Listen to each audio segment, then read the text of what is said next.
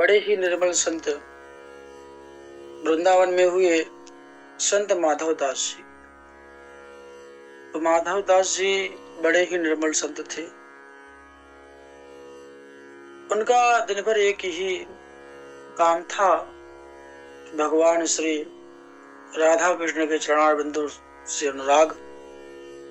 बस राधा कृष्ण राधा कृष्ण राधा कृष्ण राधा कृष्ण राधा कृष्ण, इसी मंत्र का जप करते रहते थे। लताओं के अंदर दिन गुजारते थे और जब भूख की इच्छा होती तो लताओं से निकल के बाहर आकर के संतों की आश्रमों में जो भंडारा होता और उन संतों के पत्तल से जो शीत प्रसादी प्राप्त होती उसे लेकर के पहले भगवान का भोग लगाते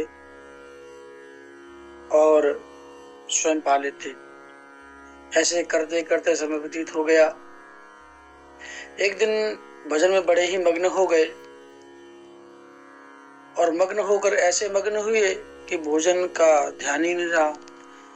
जैसे ही मन में व्याकुलता बढ़ी, भोजन की इच्छा बढ़ी, तैसे ही वह भावग्रस्त से बाहर आए।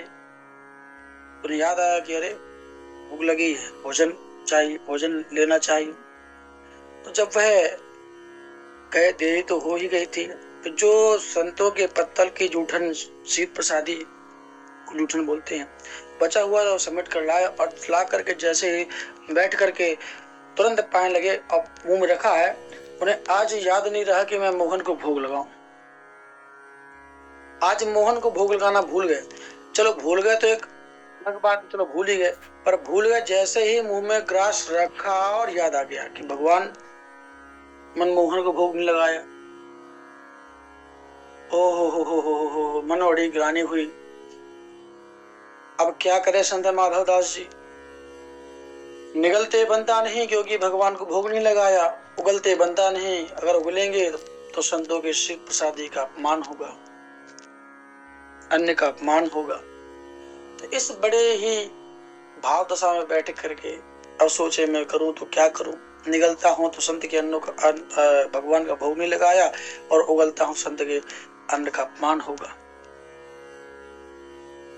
संतन को यह शीत प्रसाद लियो मुख डार न जात गिरायो।